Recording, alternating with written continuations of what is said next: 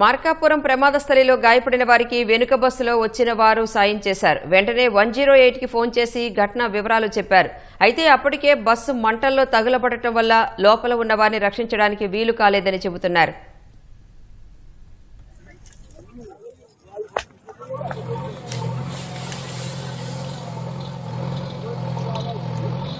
అందరూ ఇంజూరీలోనే ఉన్నారు సార్. మేము వచ్చేటప్పుడు క్లీనర్ షర్ట్ ఇప్పేసి వచ్చాడనమాట బయటికి. అడిగితే బస్సు అంతా ఫుల్గా ఉన్నారన్నా అన్నాడు.